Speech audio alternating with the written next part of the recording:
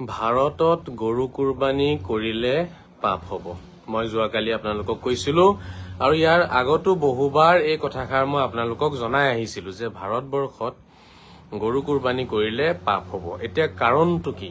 মই যোৱাকালি কাৰণ তিনিটা কৈছিলো আপোনালোকক। মই আজি আকৌ এবাৰ কৈ দিছো। প্ৰথমটো কাৰণ হৈছে যিহেতু গৰুক তেওঁলোকে পূজা কৰে, পূজনীয় হয়, তেওঁলোকৰ ধৰ্মীয় আবেগ জড়িত হৈ আছে আৰু তেওঁলোকে কষ্ট পায় আমি গৰু কুৰবানী কৰিলে, সেয়েহে গৰু কুৰবানী হাৰাম হ'ব, নিষিদ্ধ হ'ব। দ্বিতীয়টো কাৰণ হৈছে ঈদৰ দিনা যদি আমি গৰু কাটো তেতিয়াহ'লে আমাৰ যিসকল সনাতনী বন্ধু আছে বা যিসকলে গৰু নাখায়, আমি তেওঁলোকক লৈ পেলাই ঈদৰ দিনা এসাঁজ ভাত খাব নোৱাৰিম আৰু একেলগে উৎসৱ পালন কৰিব নোৱাৰিম। গতিকে সেইটো উৎসৱ হৈ নাথাকিব তেতিয়া। বুজি পাইছেনে? সেইটো ঈদৰ অৰ্থটো নাইকিয়া হৈ যাব, উৎসৱৰ অৰ্থ নাইকিয়া হৈ যাব। সেয়েহে গৰু কি কৰিব লাগে? আমি সকলোৱে ত্যাগ কৰিব লাগে।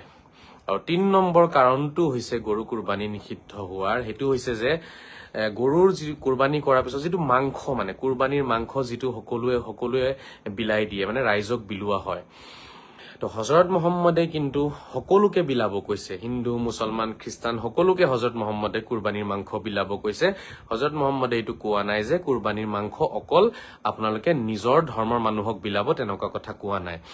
আৰু যিহেতু গৰু কুৰবানী কৰিলে সেই গৰুৰ মাংসটো আমি অন্য কাকো বিলাব নোৱাৰিম, অকল আমাৰ নিজৰ ধৰ্মৰ মানুহকে বিলাব পাৰিম। সেয়েহে গৰু কুৰবানীটো নিষিদ্ধ হ'ব লাগে। বুজি পাইছেনে? আটাইতকৈ ডাঙৰ কাৰণটো হৈছে বেলেগে পূজা কৰা বস্তু এটা আপুনি কিয় কুৰবানী কৰি আছে? আৰু তেওঁলোকৰ তাত আপত্তি আছে, ওজৰ আপত্তি আছে। তেনে ক্ষেত্ৰত আমি তেওঁলোকক দুখ দিয়াটো, সেইটো ইছলামে সেইটো কেতিয়াও এলাও নকৰে। কাৰোবাক দুখ দি পেলাই আপুনি আল্লাহ, ঈশ্বৰ, ভগৱানক সন্তুষ্ট কৰিব নোৱাৰিব। কাৰোবাক দুখ দিব নোৱাৰে। আপুনি নিজৰ উৎসৱ পালন কৰক। আপুনি উৎসৱ পালন কৰিব গৈ পেলাই যদি আপুনি 100 কোটি মানুহৰ মনত যদি কষ্ট দিয়ে, হে ঈশ্বৰ, আল্লাহ, ভগৱানে কেতিয়াও গ্ৰহণ নকৰিব। বুজি পাইছেনে? উৎসৱ বোলা বস্তুটোৰ যিটো অৰ্থ থাকে ন, কুৰবানী ঈদৰ যিটো মিনিং হয়, সেই মিনিংটোত আমি লক্ষ্য কৰিব লাগিব। মানে উৎসৱৰ অৰ্থ কি? আনন্দ, ফূৰ্তি, সকলোকে লৈ এসাঁজ ভাত খোৱাৰ নাম হৈছে উৎসৱ, আৰু সেইখিনিকে আমি নষ্ট কৰিছো। সেয়েহে এই তিনিটা ডাঙৰ কাৰণ, যি তিনিটা কাৰণৰ কাৰণে আমি কি কৰিব লাগে? গৰু কুৰবানীটো আমি ত্যাগ দিব লাগে। গৰু কুৰবানী কৰিলে আমাৰ পাপ হ'ব, হজৰত মহম্মদৰ চৰিত্ৰক কলংকিত কৰা হ'ব, আৰু হজৰত মহম্মদ সাল্লাল্লাহু তাআলা আলাইহি ওয়াসাল্লামৰ যিটো এটা তেখেতৰ যিখিনি মহান গুণ আছে, সেই মহান গুণখিনি নষ্ট কৰা হ'ব, নস্যাৎ কৰা হ'ব। কাৰণ তেখেতে বাৰম্বাৰ আমাক বুজাই থৈ গৈছে যে কাকো মনত দুখ নিদিবা, কোনো কৰ্মৰ জৰিয়তে, কথাৰ জৰিয়তে। তেনে ক্ষেত্ৰত আমি 100 কোটি সনাতনী সমাজক আমি কষ্ট দিওঁ। গতিকে এই বস্তুটো আমি কি কৰিব লাগে? ত্যাগ কৰিব লাগে, নিষিদ্ধ হ'ব। পাপ হ'ব, ডাঙৰ পাপ, ইয়াতে কোনো সন্দেহ নাই। কিন্তু এতিয়া ইয়াতে এই বিষয়টো লৈ পেলাই যাৰ এই বিষয়টো বুজিবলগীয়া আছে, তেওঁলোক মোৰ লগত লাইভত আহিব পাৰিব। আহি পেলাই বিষয়টোত যদি আপোনালোকৰ কিবা কুৱেশ্যন আছে, প্ৰশ্ন আছে, আপোনালোকে বুজাবুজি কৰিব পাৰিব। ঠিক আছে, আপোনালোকে আহক, লাইভত আলোচনা কৰক, বুজি লওক। ইয়াতে গালি পাৰি পেলাই সন্মান নিজে নষ্ট কৰাতকৈ আৰু নিজৰ চৰিত্ৰ উদঙাই দিয়াতকৈ মই ভাবো আপোনালোকে আলোচনা কৰি লওকচোন বিষয়টো। কাৰোবাৰ কিবা বুজিবলগীয়া আছে মোৰ এই মন্তব্যত, মই যোৱা কেইবাবছৰৰ পৰা এই বিষয়টো লৈ পেলাই মাত মাতি আছো, আৰু এতিয়া যিহেতু কুৰবানীৰ সময় লাহে লাহে কাষ চাপিছে আৰু এটা সজাগতা অনাৰ দায়িত্বটো মোৰ হয়, সেইটো মই আনিব লাগিব। কোনোবাই মোৰ কথা মানক বা নামানক, কোনোবাই ভাল পাওক নাপাওক, সেইটো মই চাই থাকিলে নহ'ব। মোৰ যিহেতু ইছলামৰ যিটো সৌন্দৰ্য কমিছে, ইছলামৰ যিটো আধ্যাত্মিকতা আজি কৰবাত নহয় কৰবাত পামাল হৈছে, নষ্ট হৈছে, নস্যাৎ হৈছে, সেইখিনি ঘূৰাই অনাৰ দায়িত্বটো মোৰ হয়। গতিকে মই আনিব লাগিব। ইয়াত কোনোবাই বেয়া পালেতো মোৰ কৰিবলগীয়া একো নাই। বহুতৰে বহু কুৱেশ্যন আছে, তেওঁলোকক মই অনুৰোধ জনাম, ইয়াতে আহি পেলাই মোক ডাইৰেক্ট কুৱেশ্যন কৰি পেলাই নিজৰ মনৰ যিখিনি সন্দেহ আছে আঁতৰাই লওক। এটা কথাটো কনফাৰ্ম, গৰু কুৰবানী কৰিলে কিন্তু পাপ হ'ব।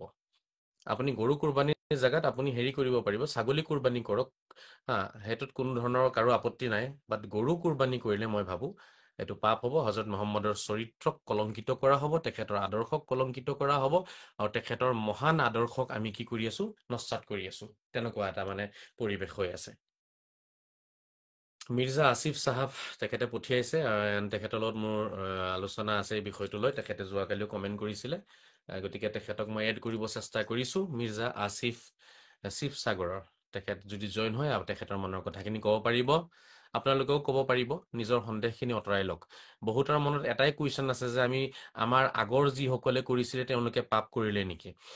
চাওক, আগত যিসকলে কৰিছিলে তেওঁলোকে কৰি গ'ল, এতিয়া তেওঁলোকৰ উত্তৰ তেওঁলোকে আল্লাহক দিব। ঠিক আছে, আল্লাহৰ লগত তেওঁলোকৰ কি বুজাবুজি হয় সেইটো হ'ব। আমাৰ সেইবোৰ চিন্তা কৰিবলগীয়া নাই।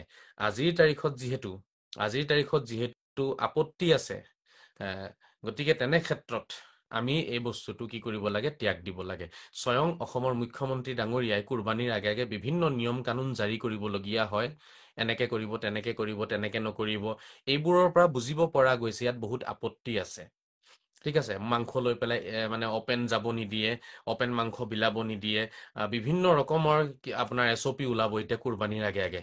তাৰে পৰা বুজা গৈ আছে অসমত থকা কোটি কোটি মানুহৰ আপত্তি আছে ইয়াত। আপত্তি নাথাকিলে তেওঁলোকে আমাক মুকলিয়াকে বিলাব দিলেহেঁতেন, মুকলিয়াকে কুৰবানী কৰিব দিলেহেঁতেন। কিন্তু আপত্তি আছে কাৰণে মুকলিয়াকে কুৰবানী কৰিব দিয়া নাই। এই ক'ৰবাত লুকাই কুৰবানী, মানে চাৰিওফালে কাপোৰ চাপোৰ মাৰি ঢাকি মেলি কুৰবানী কৰিব দিয়ে, তাৰে পৰা বুজা গৈছে আপত্তি আছে। গতিকে সেইটো উৎসৱ হৈ নাথাকিলে আপুনি একেবাৰে ঢাকি ঢুকি এনেকে কৰিব, সেইটো উৎসৱ হ'ল নি আৰু? উৎসৱ অপেন হ'ব লাগে। ছাগলী অপেন কাটক, মই ভাবো মুখ্যমন্ত্ৰীয়ে কোনো ধৰণৰ SOP জাৰি নকৰে যে ছাগলী কাটিব চবে। গতিকে বৰঞ্চ এইটোৱে চবেই ক'ব যে আমিও অংশগ্ৰহণ কৰিম, আমিও আহি বহি থাকিম, একেলগে আমি মাংস বনাম, একেলগে বহিম খাম, সকলোৱে ক'ব।